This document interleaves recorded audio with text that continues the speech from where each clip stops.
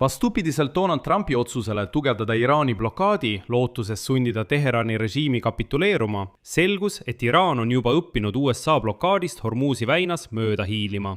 Lisaks on analüütikute arvates Iraanil veel palju trumpe varrukas, et vältida naftatootmise seiskumist Ameerika blokaadi tõttu.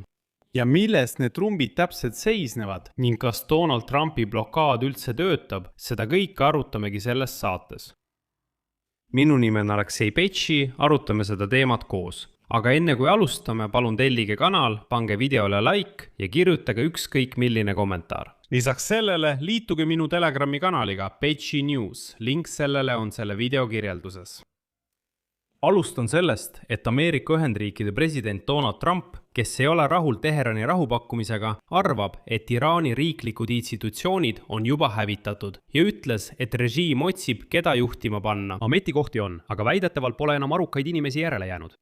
Lisaks ennustas Trump režiimi kokkuvarisemist, sest blokaadi tõttu ei saa Iraan enam naftat toota, kuna seda pole kusagil hoida. Vähemalt sellised olid Donald Trumpi sõnad ja nüüd uurime, kas selles oli tõde. Samal ajal Pakistanist pärit vahendajate kaudu edastatud plaanis, Iraan pakkus Ameerika Ühendriikidele esmalt kokku leppida relvaraus ning taastada transpordiühendus ja laevaliiklus Pärsia lahest. Samal ajal kui Iraani tuumaprogrammi küsimus lükatakse ajutiselt kõrvale.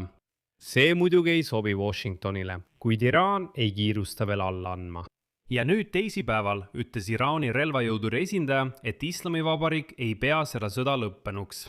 Trump aga väitis vastuseks, et Iraani pool justkui palub ja anub Ameerika Ühendriike, et nad tühistaksid nende vastu kehtestatud blokaadi, eriti meresadamate osas.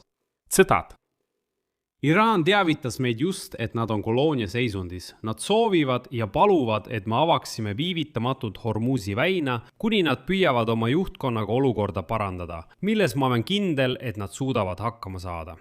Kuid selle taustal teatas Iraani valitsuse pressiesindaja Fatime Mahadžarani, et Teheran kasutab juba Põhja, Ida ja Lääne kaubakoridore, et neutraliseerida blokaadi tagajärgi. Nad ütlevad umbes nii. Kuulge, jah, muidugi, Hormuzi väin on blokeeritud, aga meil on juba ümbersõiduteed olemas.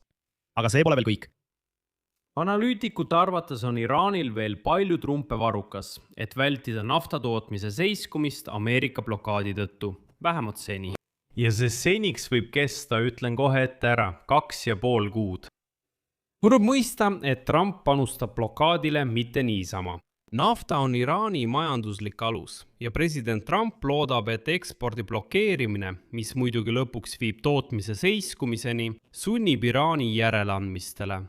Siiski on Iraanil täiendav ladustamisvõimalus ning Iraan püüab ka läbi blokaadi smugeldada mõned tühjad tankerid, et hoida naftat blokaadi ajal. Seega võib-olla suudab Iraan sellele survele veel mõnda aega vastu seista. Ehk siis nafta jaoks on praegu veel olemas koht, kus seda hoida. Ja just selline Iraani naftainfrastruktuuri seisund võib mõjutada režiimi strateegiat, sest tegemist on tupikseisuga. Sarnane olukord Hormuzi väinas tekitab poliitilisi probleeme mitte Iraanile, vaid Donald Trumpile.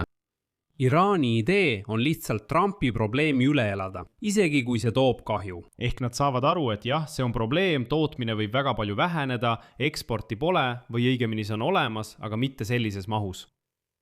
See on probleem, aga ka Trumpi jaoks on see probleem. Seega on küsimus, kes esimesena silma pilgutab. Ja siin tuletavad analüütikud meelde, et Iraanil on kogemus naftavarude loomisel COVID-kriisi ajal. Samuti tuleb tähelepanu pöörata vaba pinna olemasolule teistes rajatistes ning viimase 10 aasta jooksul tehtud jõupingutustele alternatiivsete ladustamis- ja ekspordiplatside laiendamiseks. Ja just siin, sõbrad, algabki kõik kõige huvitavam. Tuletan meelde, et aprilli keskel, kui blokaad algas, väitis Valge Maja, et Iraanil oli piisavalt varusid tootmise jätkamiseks vaid 2 nädalaks. Et nad suudavad veel 2 nädalat toota ja siis on kõik krahh. Siis üritas Trump kehtestada 2 nädalaks relvarahu. Nii et milleks jätkata pommitamist, sest nende 2 nädalaga pole Iraanil lihtsalt kuhugi naftat panna ja nad lihtsalt annavad alla. 27. aprillil teatas Donald Trump, et Iraani naftatorud ei pruugi survele vastu pidada, kui riik jätkab kütuse väljaveo peatamist. Ja need lihtsalt plahvatavad. Edasi Trumpi tsitaat. kui mingil põhjusel see toru suletakse, sest ei saa enam naftat konteineritesse või laevadele panna, siis juhtub see, et see toru plahvatab seespoolt. Kui midagi juhtub, siis see lihtsalt plahvatab. Räägitakse, et Iraanil on jäänud umbes 3 päeva, enne kui see juhtub. Ta ütles seda 27. aprilli hommikul. Homme on 30. aprill ja see tähtaeg saab läbi. Ja Trumpi prognoosi kohaselt peaks Iraanis naftajuhe rõhu tõttu õhku lendama. Aga kuidagi see prognoos ei täitu. Seal pole seni midagi plahvatanud. Täna teatasid eksperdid, et Iraan suudab naftatootmise peatada ilma katastroofilise rõhulanguseta leiukohtades.